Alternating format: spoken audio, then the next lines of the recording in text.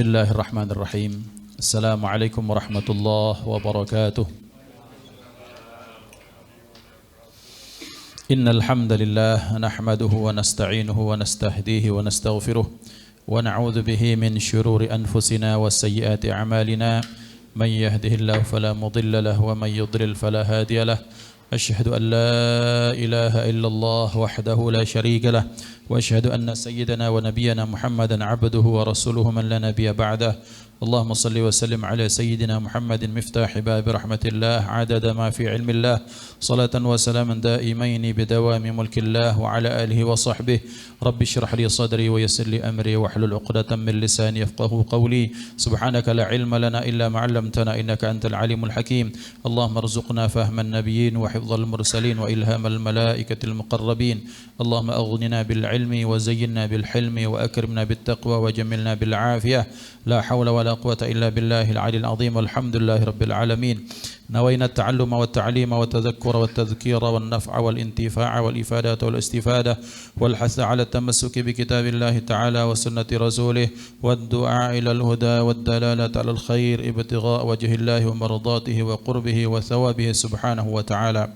Al-Fatiha ila hadratin Nabi al-Mustafa Muhammadin sallallahu alaihi wasallam wa azwajihi wa dhurriyyati wa ahli baitihi wa khususan li muallif hadzal kitab al-Imam Ibn Hajar al-Asqalani wa Sayyidi Syekh Nawawi al-Bantani wa sulihim wa furu'ihim anna Allah yu'li darajatihim fil jannah wa yukaththiru mathubatihim wa yudhi' hasanatihim wa yahfazuna bijahihim wa yanfa'una bihim wa yu'idu 'alaina barakatihim wa asrarihim anwarihim wa 'ulumihim wa nafahatihim fid din wa dunya al-akhirah. شيء لهم بسر الفاتحة.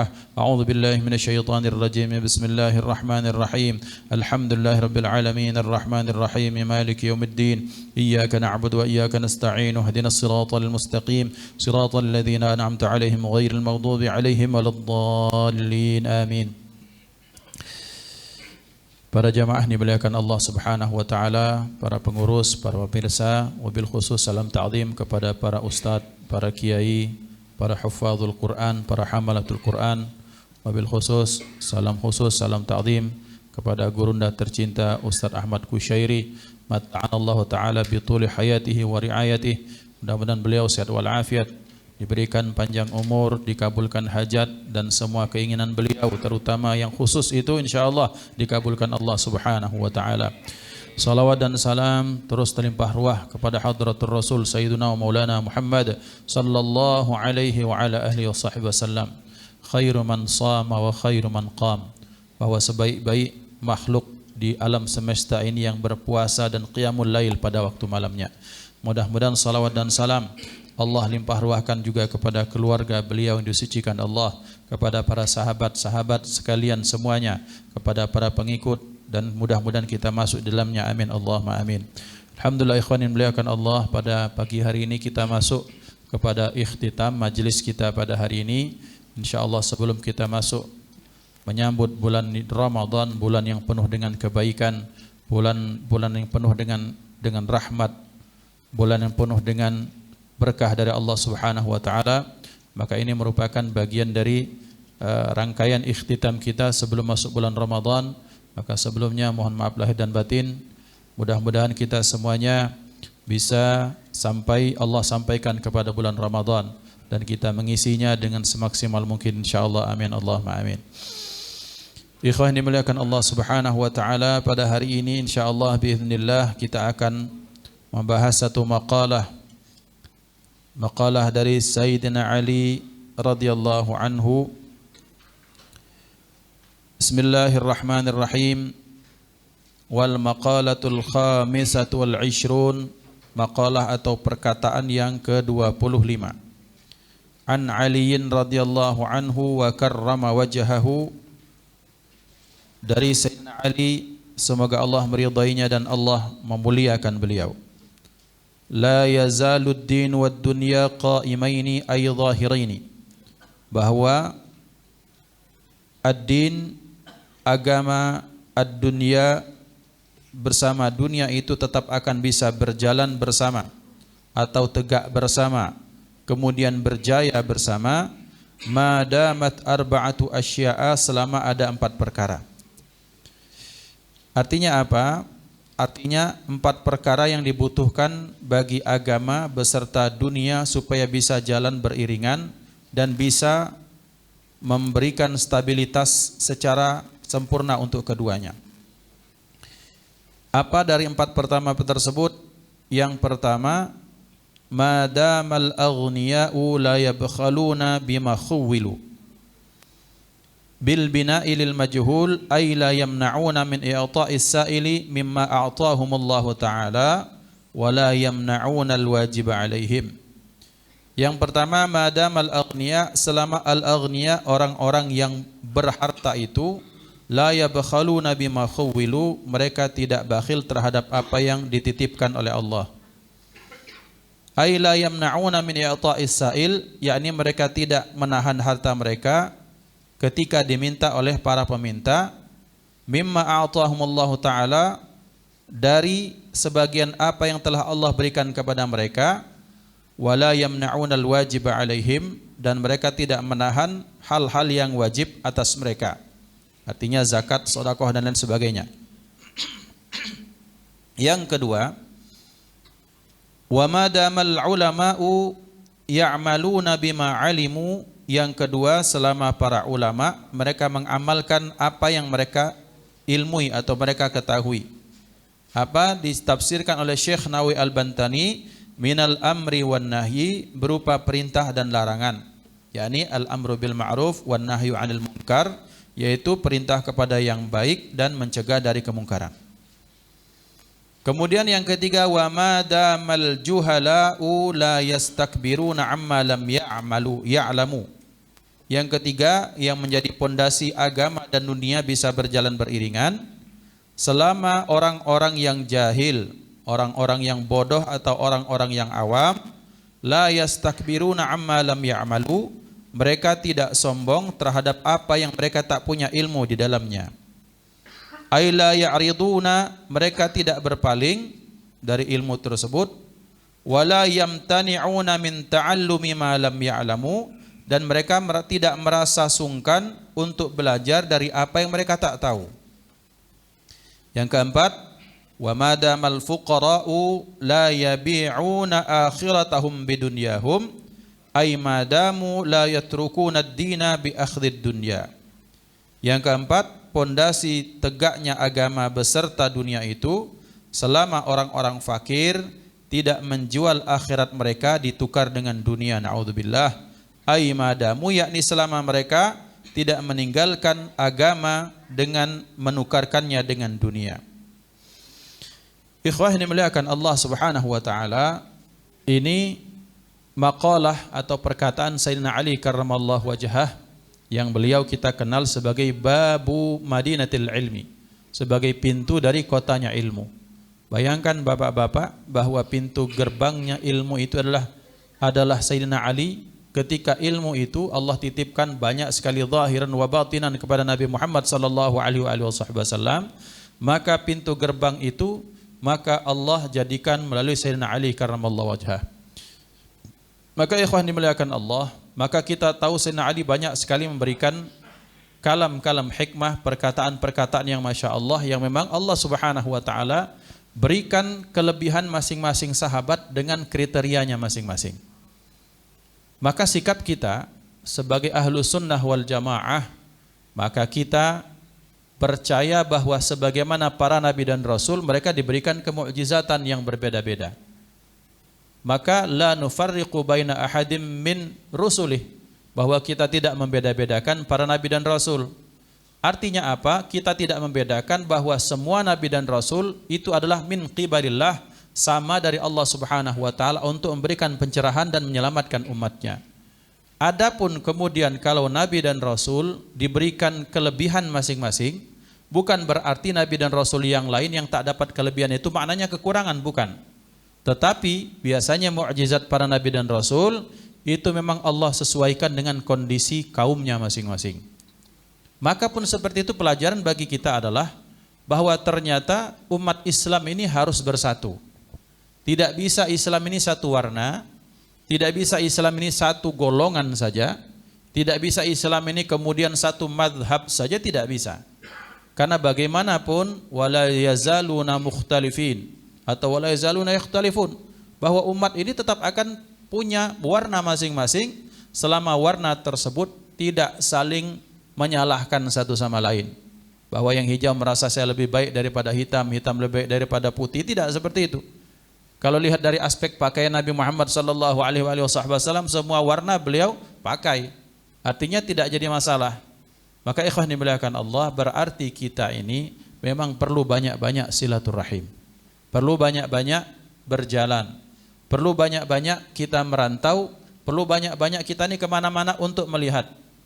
Karena mengapa? Karena Allah banyak perintahkan, ambillah i'tibar wahai orang-orang yang punya akal yang sehat.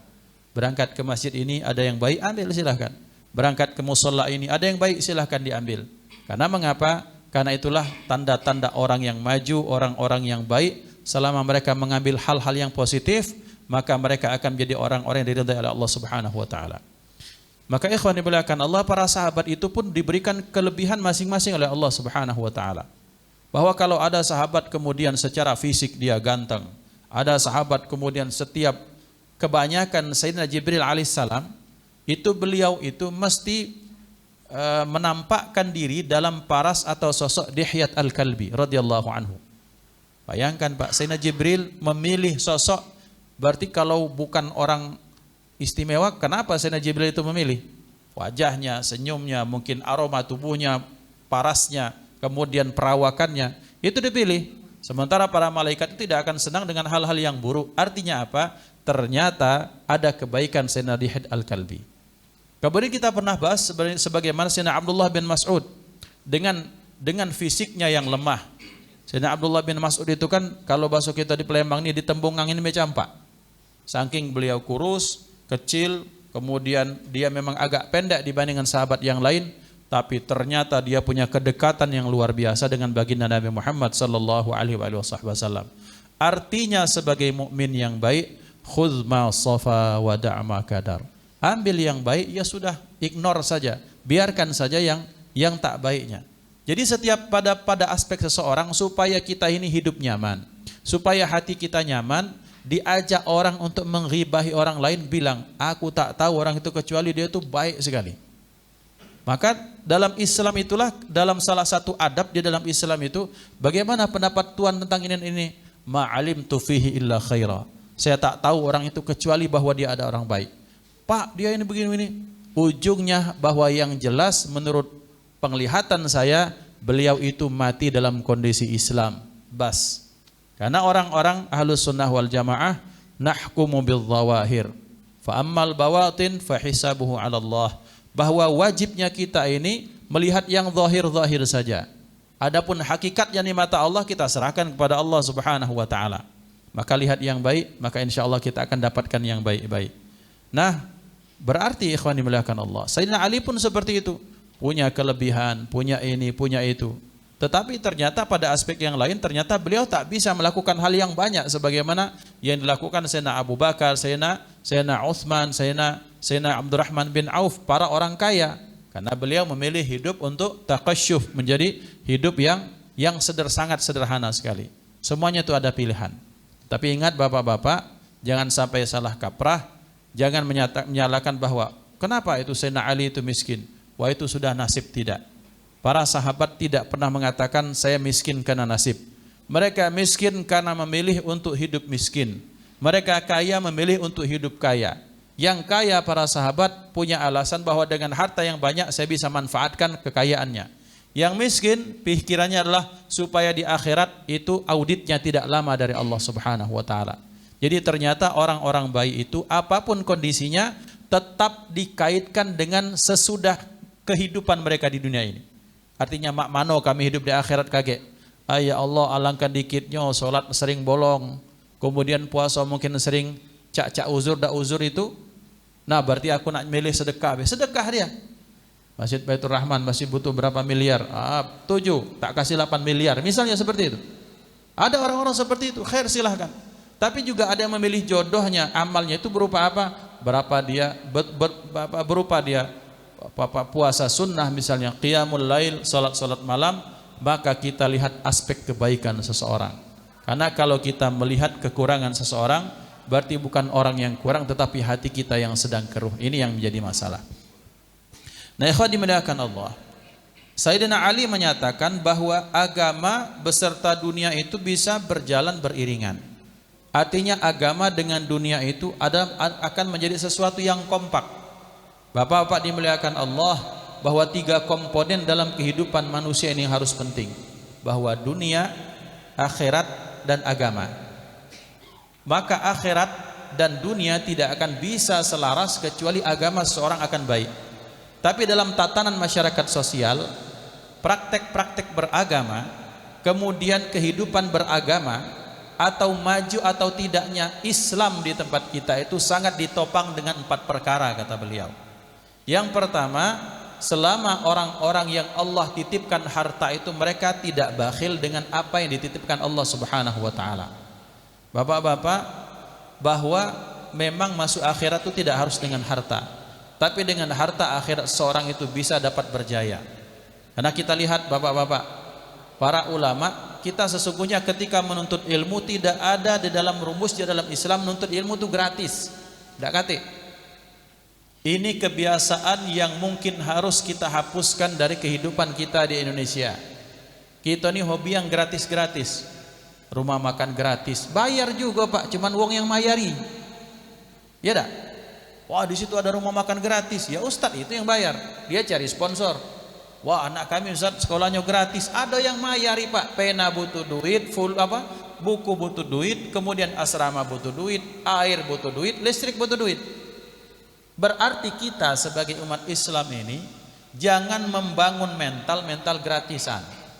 Kalau pacak kita yang gratis ke uang, itu yang penting. Sekarang ini mana ada gratis, mana ada zakat, mana ada musaadah, mana ada bantuan. Nah, ini masalahnya di situ. Mental kita mental musaadah. Mental kita mental penadah, menengadahkan tangan seperti ini. Maka ikhwan dimuliakan Allah, maka ada satu konsep yang saya sangat suka, ya, bahwa ketika ada seorang yang sekolah, kemudian sekolah tersebut, Ustadz pokoknya sekolah kami ini wajib bayar, hatta orang fakir sekalipun wajib bayar. Mak mana mak itu Ustadz? Tidak nyusai. Yang kaya kau kuat berapa? 10 juta, bayar 10 juta. Yang fakir 5.000 bayarkan. Kaget anakmu kami sekolahkan. Supaya apa? Supaya orang tua Pak, supaya orang tua tidak berlepas. Karena dengan kata-kata gratis selama ini Pak, buku gratis, sekolah gratis, baju gratis, budak ini biasanya mucak-ucak, tidak serius. Tapi kalau sudah orang tua, pokoknya bapak mau susah mau senang hidup bapak wajib bayar, tapi sesuai dengan kemampuan. Yang kedua, kalau sudah bayar, nanti di depan Allah ini orang tua akan digugurkan taklifnya, bebannya di sisi Allah Subhanahu wa taala. Ya Allah, sekalipun aku fakir, aku sudah menyekolahkan anakku dengan uangku sendiri, minimal 10.000 sebulan. Nah, ini ikhwan seperti itu. Jadi jangan bilang anak saya gratis, dapat beasiswa. Iya, beasiswa negara yang bayarkan. Berarti semuanya ada harganya. Maka dikatakan Sayyidina Ali juga dalam salah satu kalamnya, ala lan tanalal ilma illa bisittah, saumbika bi bai'an tafsiliha bi bayanin dzakain wa hirsin wastibarin wa bulghatin. Bahwa engkau wahai saudaraku tidak akan mendapatkan ilmu kecuali dengan 6 perkara. Yang salah satunya dengan kecerdasan, kemudian dengan disiplin, dengan kesabaran, dan bulghah, dengan fulus. Belajar itu wajib. Dan bapak-bapak Masya Allah, kita dengar ulama-ulama besar kita seperti Syekh Nawawi Al-Bantani, seperti Syekh Abdul Samad Al-Falimbani, seperti Syekh Yusuf Al-Makassari, kemudian Syekh Osman bin Yahya Mufti Betawi. Kita dengar Syekh Kiai Haji Abdul Rashid Siddiq. Kita dengar kiai-kiai besar, Kiai Allahyarham Kiai Dahlan Kandis. Mereka adalah orang-orang anak orang kaya Pak, yang mereka bisa berhasil, yang mereka pakai kekayaannya untuk menuntut ilmu di jalan Allah. Bapak-bapak, kita akan cuma asik mendengar Syekh Abdul Somad Al-Falimbani, ulama besar, mereka ke Palembang. Dari Palembang ke Mekah zaman itu butuh duit besar Pak, jauh lebih besar dari kita sekarang ini. Berarti ternyata masuk surga itu butuh uang. Nah, tetapi ternyata tidak semua orang itu seberuntung orang-orang kaya. Maka dalam Islam adanya subsidi silang. Maka dikatakan bahwa kalau agama ini mau maju, maka komponen yang pertama, orang-orang kaya itu jangan jadi orang yang bakhil. Karena mengapa? Karena tidak ada seorang pun di muka bumi ini dia dapatkan nikmat kecuali itu dari Allah Subhanahu wa taala.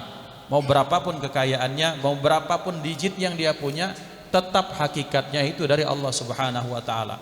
Dan sering saya sampaikan bahwa apapun dan berapapun kekayaan yang kita miliki pasti ada campur tangan jasa orang lain, langsung atau tidak. Pasti, Pak. Ustaz, alhamdulillah kami ini, Ustaz, rumah kami ini, kekayaan kami ini dari keluarga besar kami, Ustaz. Tidak butuh orang lain. Coba sebutkan, kami punya sawah, kami punya peternakan, kami punya konveksi, kami punya apa, kami punya apa. Ya tetap enak naik mobil disupirkan oleh pembantu, butuh ternyata pada orang lain. Maka Pak, berhati-hati kita dengan kata-kata pembantu atau asisten rumah tangga. Kata-kata pembantu itu artinya yang menolong kita, yang membantu kita. Karena kita tidak mampu, karena kita tidak pacak, atau kita merasa gengsi, kita minta bantuan orang lain. Ini loh artinya ternyata konsep manusia tidak akan pernah bisa hidup sendirian, sekalipun dia dalam komunitasnya sendiri. Berarti harta apapun berapapun yang Allah titipkan kepada kita, ada hak orang lain. Wa fi amwalihim haqqum ma'lum lis-sa'ili wal mahrum. Bahwa ternyata dalam harta yang Allah titipkan kepada kita ada lis-sa'ili wal mahrum, bagi orang yang meminta-minta maupun apa? Bagi orang-orang yang ternyata hidupnya fakir dan miskin. Maka ikhwah, berarti untuk menjadikan agama kita maju di tempat kita, kita butuh harta. Masjid butuh toa. Ya Allah, kalau ana pribadi saya sendiri, kalau ceramah pakai toa kerasa kresek lemak, tidak usah ceramah. Apa yang nak kita sampaikan, kita labet mood dari awal. Nah berarti butuh sound system yang bagus ini butuh uang, Pak. Memang butuh uang. Ustadz tuh harus ikhlas, Ustadz. Oh tidak pacak, minyak goreng langka ini pakai apa? Nah merebus bel. Nah ikhwan dimuliakan Allah. Jadi ternyata memang butuh fulus, butuh agama ini, butuh ini, bikin ini kanvas apa-apa, ya pakai duit. Artinya orang-orang yang kaya, orang-orang yang sangat-sangat beruntung pada aspek titipan Allah, maka jangan bakhil. Supaya apa? Supaya harta yang menurut kita milik kita itu hakikatnya bukan, tapi caranya, tasarrufnya pakai untuk agama Allah, maka itu dijadikan Allah milik kita sendiri. Kita sudah sangat hafal, Pak. Harta itu cuma 3 saja tuh. Yang dimakan habis, yang dipakai usang, yang dikeluarkan fi sabilillah, maka itu akan menjadi milik kita sendiri. Maka berarti ikhwan dimuliakan Allah, berarti yang kita makan, yang kita pakai habis, tapi yang kita keluarkan, maka itulah yang akan masuk ke dalam liang lahat kita masing-masing. Maka itu dalam satu riwayat ikhwan, ketika seseorang mukmin dia beriman, beramal saleh, dia tutup usianya dengan husnul khatimah, dan kita berharap husnul khatimah dari Allah Subhanahu wa taala. Amin Allahumma amin. Ketika masuk, tiba-tiba dia lihat ternyata dijadikan oleh Allah itu kuburannya luas sekali. Maka dijadikan luas, setelah luas itu kemudian dibikin terang sama Allah. Tempat yang sempit, yang pengap, yang tak ada angin sama sekali, tidak ada cahaya sama sekali, tapi ternyata dalam kesendiriannya Allah jadikan tempat itu terang dan luas. Wah, senang hatinya. Ketika senang ternyata datang tamu. Assalamualaikum, waalaikumsalam. Ketika datang, ini dalam kitab Ad-Darul Akhirah yang dikarang Syekh Mutawalla Sya'rawi. Datang pakaiannya bagus, aromanya wangi, wajahnya tuh menyenangkan dan menenangkan hati. Ketika ditanya, siapa kamu? Datangmu ini, aku sudah sendirian, sudah merasa enak dengan tempat seperti ini, tiba-tiba engkau datang tuh makin nyaman aku. Ana amaluka, kata orang tersebut. Aku adalah amalmu selama di dunia. Selama di dunia, salatmu, puasamu, zakatmu, infakmu, silaturahimmu, birrul walidainmu itu menjelma menjadi penampakan yang baik. Berarti ikhwan dimuliakan Allah, penting bagi kita untuk mencarikan teman kita di alam barzakh kita dengan cara apapun yang Allah titipkan kepada kita, kita tasarrufkan, kita keluarkan di jalan Allah, maka insya Allah itu akan menjelma menjadi teman yang baik. Insya Allah. Itu bapak-bapak. Jadi bapak-bapak, kalau ada uang yang datang, ini masya Allah. Ini hakikatnya kalau orang sudah pandai tahu dengan hakikat harta, itu mereka mencari siapa yang minta. Jadi di Tarim itu di Hadramaut, ini Ustadz Ali Kusyairi, Beliau yang sudah sangat hafal dengan daerah di sana. Jadi wanita-wanita solehah di sana itu kalau sudah makan, dia masak tuh, cari ketok rumah siapa yang belum makan. Sudah makan belum? Belum. Ayo, ini punya aku. Terus seperti itu. Jadi berputar sedusun itu, tukar makanan jadinya. Tapi ternyata konsepnya adalah mereka mencari, ini sudah makan belum, ini sudah makan belum. Mereka tak bakhil dengan apa yang Allah Subhanahu wa Ta'ala titipkan. Itu bagi orang yang sudah faham dengan hakikat harta. Karena harta hakikatnya adalah apa yang dikeluarkan di jalan Allah, maka itulah harta kita yang sesungguhnya. Berarti kalau yang ada di bank bapak-bapak yang digitnya Masya Allah itu belum harta kita, Pak. Itu baru milik mato, Pak. Dibuka pakai PIN, pakai password, 3 miliar. Itu rezeki mato, Pak, baru. Boleh jadi sistem rusak, hilang di digitnya sih kok, selesai sudah. Atau tiba-tiba PIN campak atau ATM campak, atau diambil, hilang sudah. Belum rezeki kita, Pak. Itu baru rezekinya mato. Tapi ketika itu sudah diambil, dikeluarkan fisabilillah di masjid, panti asuhan, panti jompo, orang yang membutuhkan, maka itu baru menjadi milik kita dan tidak pacak diganggu gugat lagi oleh makhluk Allah yang lain. Maka ikhwan, ketika Al-Fakir, ketika kami masih jadi siswa dulu di sana di Mesir, itu ada satu wanita ibu yang kaya, itu Madam Rogab, karena Jim di Mesir jadi Madam Rogab. Madam Rogab ini janda kaya yang Masya Allah, kemudian kekayaannya itu duit tak berseri lagi. Tiap Ramadan itu pasti kasih uang kepada seluruh siswa yang di asrama internasional itu sekitar 5.000-an anak. Itu dikasih rata-rata 100 pon. Anggaplah mungkin sekarang 200.000 misalnya. 200.000 kali 5.000 manusia itu. Tiap puasa. Apakah selesai? Belum. Setelah itu dia cari tempat-tempat yang lain. Jadi Masya Allah, ada teman-teman bahkan cerita lagi duduk-duduk akhir Ramadan ini, lagi suntuk-suntuk, duduk kawan-kawan Afrika tuh, tiba-tiba saya mercy nganan ya kan, bukan kiri, set ke kanan ngasih duit, habis itu hilang, wala ngenjuk namo partai, wala ngenjuk organisasi, tidak, pokoknya set hilang we. Masya Allah, ini hakikat orang yang sangat sadar dan tahu dengan harta dan sangat tidak mau diganggu dengan sifat riya dan segala macam. Maka bahkan sampai hari ini, mentok hari ini yang nak sedekah, yang disedekahi tidak tahu siapa yang nunjuk. Masya Allah. Ya, ini luar biasa. Nah, jadi berarti Ustaz tidak boleh kami ngumumkan? Boleh. Bahkan kadang-kadang wajib. Ngapa wajib?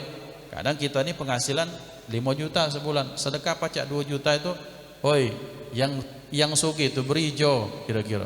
Tukang becak pacak sedekah, ngapo yang pejabat tidak pacak sedekah, bukan sedekah malah ngambil misalnya. Nah itu akan jadi pelajaran.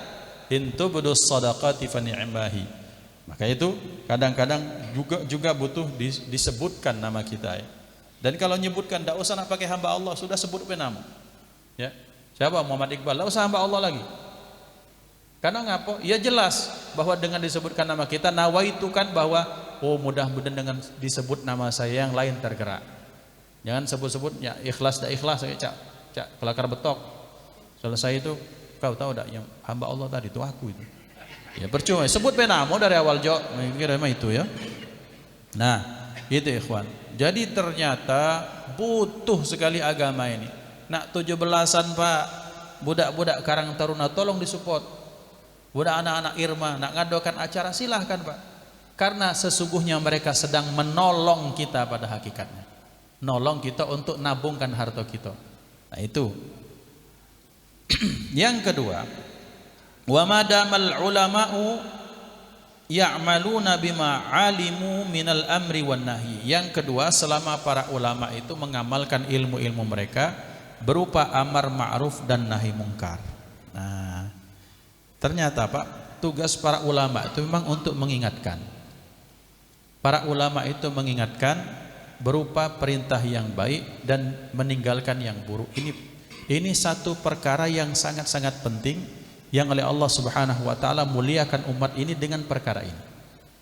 Bahwa umat ini dijadikan umat yang terbaik karena ada satu tugas yang penting, itu namanya amar ma'ruf nahi munkar.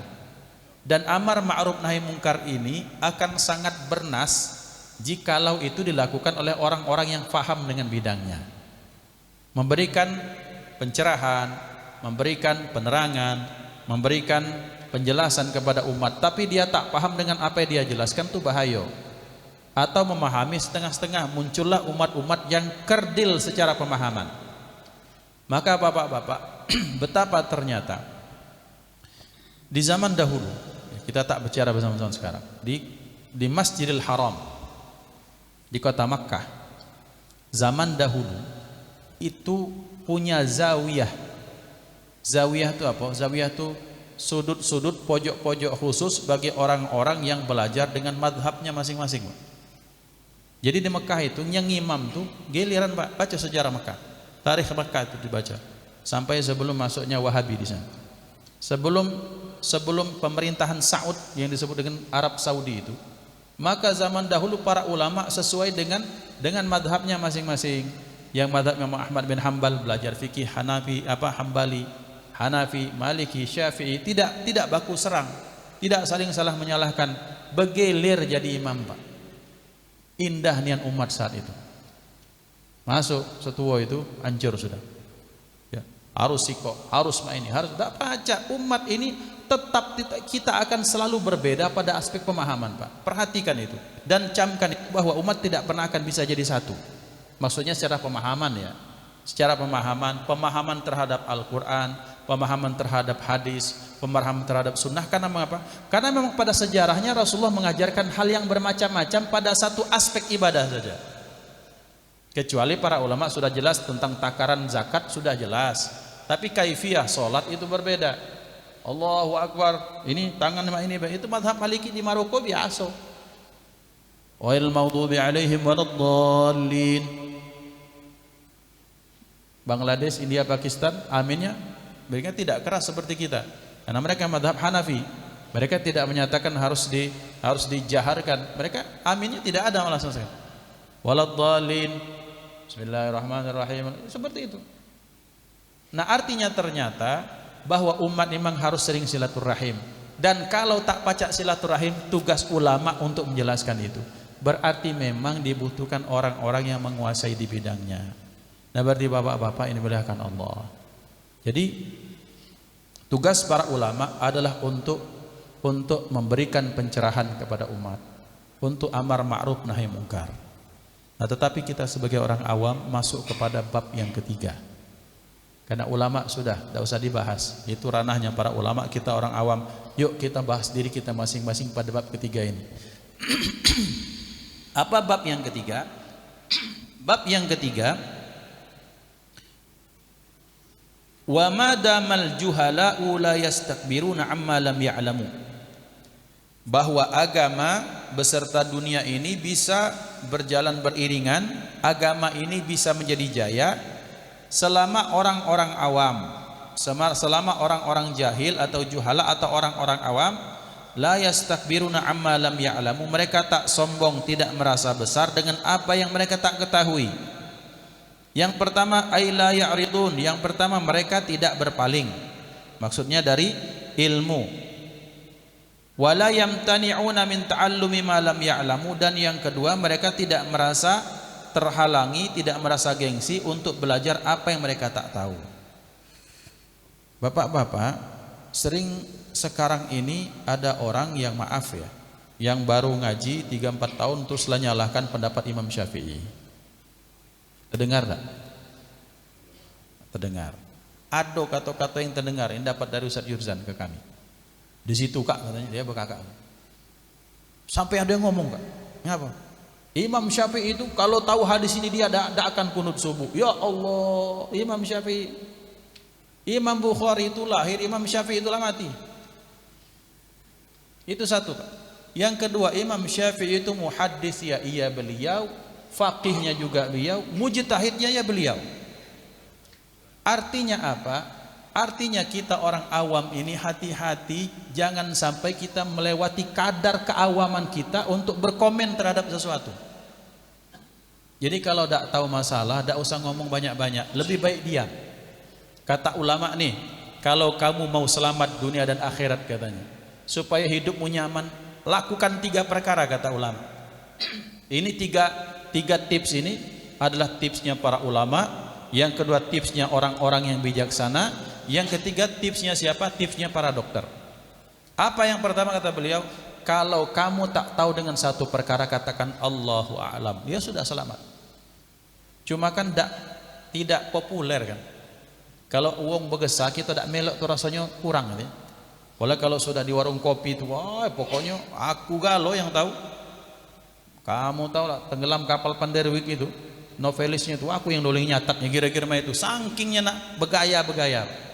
Hati-hati, lebih baik Ustaz apa hukumnya? Kalau saya tidak tahu. Sering anak ditanya Ustaz mas tentang waris. Aku tidak belajar waris, belajar sama kawan-kawan kami belajar. Ini diarahkan. Ngapo salah fatwa akhirat Pak, terjungkal gitu. Hati-hati. Ya. Maka para ulama Pak, saking takzimnya mereka, saking beradabnya mereka dengan perkara yang mereka tak tahu mereka mengatakan Allahu a'lam. Imam Malik Pak, Imam Malik ditanya tentang satu perkara 40 bab beliau jawab hanya sekitar 32 bab. Selebihnya beliau menyatakan Allahu a'lam. Imam Malik gurunya Imam Syafi'i, hafal puluhan ribu hadis. Beliau mengumpulkan hadis pertama kali dalam sejarah. Maksudnya yang dibukukan dalam satu buku, dalam kitab Muwatta Imam Malik. Tidak malu ngomong tidak tahu. Tapi kita ini kalau ditanya itu seolah-olah kita yang jadi mufti, berikan fatwa ini. Hati-hati Pak, kalau tidak tahu ya sudah tidak tahu. Tidak ada aib bagi seorang penuntut ilmu untuk mengatakan saya tak tahu. Itu sudah diajarkan oleh guru-guru kita. Cuma sayangnya karena belajar dewek dak kata guru itu tadi macak-macak cacak pintar padahal tidak. Maaf, kalau tidak tahu sudah ana tidak tahu. Ngapa ada perbedaannya? Sudah ana tidak tahu. Tanyakan lebih baik. Yang kedua, kalau ada di satu kaum, kata para ulama, ini ilmunya para hukama, orang-orang bijaksana. Kalau ada di antara sekeliling orang, supaya kamu orang selamat, fakun askatahum, jadilah orang yang paling pendiam di antara mereka. Kenapa? Kalau engkau jadi orang paling pendiam di antara mereka, maka jikalau mereka benar, orang lain yang akan menyangka bahwa engkau masuk dalam golongan orang yang benar. Tapi ketika kelompok yang engkau berada di dalam itu sedang salah, ketika engkau diam, maka engkau akan selamat dari kesalahan mereka. Kalau mak itu kita melok komen ternyata salah, terjeblos juga kita dalam penjara. Kira-kira mah itu. Yang ketiga kata ulama, ini yang berat. Kalau makan, bangunlah engkau sementara engkau masih menginginkan makanan itu. Lagi makan tiba-tiba, sudah. Lah kenyang belum, tapi masih pengen, tapi sudah. Nah itu yang berat kan. Mempacak mak mano kakek nasi gemuk dengan pempek sama cuka tuh habis babas bingkas baru ditinggalkan. Nah ini yang berat Pak. Yang berat sunnah Rasulullah itu kan bukan pas mulai makannya, pas nak ngabisi makannya itu. Ya, makan sebelum lapar, berhentinya setelah kekenyangan. Nah itu gitu. Ya. Padahal berhentilah sebelum kenyang itu yang berat. 3 hal ini kamu lakukan maka kamu akan selamat dikatakan ulama. Maka ikhwan dimuliakan Allah, jadi kita orang awam, bapak-bapak, kalau pengen kita selamat juga, carilah second opinion Pak. Carilah berita dari aspek yang lain sehingga muncul kebijaksanaan Pak. Kadang kita ini kalau nyengok berita dari satu arah seolah kita akan mencemooh fulan bin fulan. Tapi ternyata ketika kita lihat keseharian fulan tersebut ternyata tidak mah itu. Jadi artinya Pak, kalau kita tidak tahu ya sudahlah diam baik. Kalau tidak, cari informasi selengkap-lengkapnya, jangan sepotong-sepotong. Bila perlu telusuri sumbernya, datangi orangnya, klarifikasikan, baru aman gitu. Itu baru lemah. Ini baru baca siko itu, kemudian di-share, ngambil kesimpulan segala macam. Padahal zaman sekarang Pak, bahwa zaman sekarang ini terutama untuk Islam di Indonesia Pak, kita ini sedang jadi sasaran tempur Pak. Tidak, kita tuh cak Ukraina dengan Rusia tidak. Tapi kita sedang dibikin ke arah sana. Diadu domba. Ini diadu domba, dia diadu domba. Sehingga umat Islam tuh satu sama lain tuh terus saling curigai satu sama lain. Berarti hati-hati dengan berita, Pak. Hati-hati dengan berita. Ngapo diutus nabi para anbiya itu supaya kita hati-hati dengan berita. Ngapo? Karena arti anbiya itu nabiun dari kata-kata naba. Nabiun yang membawa berita, artinya percaya apa yang telah dibawa oleh para nabi dan rasul melalui para ulama. Itu maksudnya. Berarti kita sebagai orang awam ini jangan sombong dengan apa yang kita tidak tahu. Kemarin ada syekh dari Mesir, ngapa? Tak pacak baca Quran. Dikiranya Quran ini bahasa pakai sekayu. Dikira Quran ini bahasa pegagan. Ngapa? Wadduha wal laili idza saja. Bahasa itu. Oh, tidak baca mak itu ada caranya. Jadi kalau tidak tahu ya sudahlah diam baik. Nah, jadi Bapak-bapak dimuliakan Allah, kita nih orang awam jangan sampai apalagi terhadap ulama, Pak. Jangan bilang cepat sekali zaman sekarang ini bilang itu ulama ulama jahanam, ulama apa, Pak. Terdengar dengan telinga. Dan kalau kayak 2024 itu akan banyak tuduhan-tuduhan terhadap para ulama. Suudzon terus sebagai orang awam bahwa ulama mepet ke pemerintah dikatakan ulama dunia. Belum tentu, Pak. Mungkin itu hasil istikharah dia. Lananya belum langsung kepada fulan bin fulan ulama tersebut. Banyak, Pak, sekarang budak-budak muda ini yang digiring oleh kelompok tertentu bahwa fulan bin fulan ini ulama jahat, ulama dunia, ulama yang bisa dibeli segala macam. Sudah, kalau tidak tahu diam baiklah. Kalau tidak, supaya selamat di akhirat, datangi langsung uangnya, tanyanya. Datangi dak apa tidak, tiba-tiba buat kesimpulan dewek. Nah, siap-siap di akhirat. Siap-siap pahala bapak yang jamaah dari subuh sampai ke masjid ini, sampai isyraq, sampai duha, dinjukkan kepada orang tersebut. Galak, Pak. Nah, kalau ada galak sudah. Khalas. Silent please. Kalau tidak mudah getar, Pak. Ya. Nah, itu jangan di loudspeaker kan.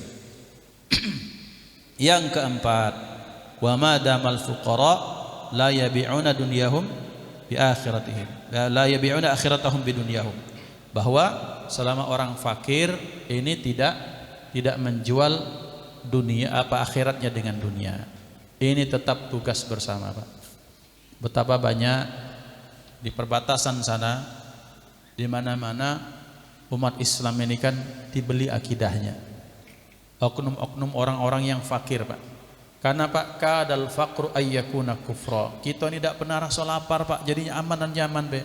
Maka sering-sering yuk kita kemana, ke tempat-tempat, ke kantong-kantong kemiskinan itu. Di situ banyak sekali orang yang mencoba menggoda umat-umat Islam ini. Pakai Indomie, dinikahkan, disekolahkan, tidak pacak bayar rumah sakit, dipakaikan ini dan itu, sehingga dia apa? Sehingga dia keluar dari Islam. Hati-hati, Pak. Dan ini tugas kita orang-orang yang ada di kota, orang-orang yang punya uang dengan punya ilmu ini.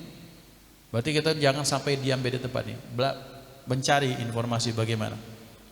Betapa banyak di pegunungan biasanya, betapa banyak itu di daerah pelosok, betapa banyak itu di daerah-daerah seperti di pantai, di pesisir-pesisir yang mereka butuh bensin, butuh solar, butuh ini dan butuh itu, butuh perahu, itu dipakai itu oleh orang-orang yang haula dari luar itu untuk menggoda umat Islam.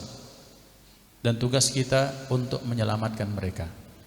Berarti kita juga, Baitur Rahman juga, kemudian kita juga, MUI juga, siapa betul punya tugas untuk menyelamatkan akidah saudara-saudara kita.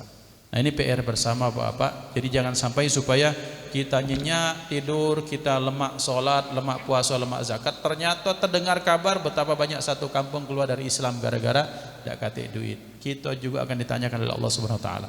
Nah, ini ikhwah dimuliakan Allah. Berarti Islam itu akan jaya selama ada 4 perkara ini. Kalau 4 perkara ini terpenuhi, maka insya Allah Islam itu akan berjalan dengan sebagaimana diharapkan untuk li'ilai kalimatillah insya Allah. Mudah-mudahan manfaat. Usikum nafsi bitaqwallah. Hadanallahu wa ikum ajma'in. Kita tutup dengan sama-sama berdoa. A'udzubillahi minasyaitonirrajim. Bismillahirrahmanirrahim. Alhamdulillahirabbil alamin. Alhamdulillahirabbil alamin. Alhamdulillahirabbil alamin. Wa sallallahu ala sayyidina Muhammad wa ala alihi wa sahbihi wasallam tasliman katsira walhamdulillahirabbil alamin. Allahumma ja'al jam'ana hadha jam'an marhuma wa tafarruqana min ba'dihi tafarruqan ma'suma wa la taj'al fina wa la minna wa la ma'ana shaqiyyan wa la mahruma. Allahumma hdina bihudak waj'alna mimman yusari'u fi ridak wa la tuwallina waliyan siwak wa la taj'alna min khalafa amraka wa 'asak wa hasbunallahu ni'mal wakeel. Allahumma aghnina bil 'ilmi wa zayyinna bil hilmi wa akrimna bit taqwa wa jmilna bil 'afiyah. Allahumma ahsin aqibatana fil umuri kulliha wa ajirna min khizyi ad-dunya wa 'adzabil akhirah. Allahumma barik lana fi Sya'ban wa ballighna Ramadan. اللهم بارك لنا في شعبان وبلغنا رمضان. اللهم بارك لنا فيما بقي من شعبان وبلغنا رمضان. وأعنا على الصيام والقيام وتلاوة القرآن واحفظنا يا ربنا من الذنوب والآثام. اللهم بارك لنا في أولادنا وبناتنا واحفظهم ولا تضرهم ووفقنا ووفقنا طاعتك وارزقنا برهم اللهم بارك لنا في أسماعنا وأبصارنا وقلوبنا وأزواجنا وذريتنا وتب علينا إنك أنت التواب الرحيم وصلى الله على سيدنا محمد وعلى آله وصحبه وسلم والحمد لله رب العالمين تقبل الله منكم منا ومنكم تقبل يا كريم mohon maaf lahir dan batin usikum nafsi bitaqwallah wassalamu alaikum warahmatullahi wabarakatuh.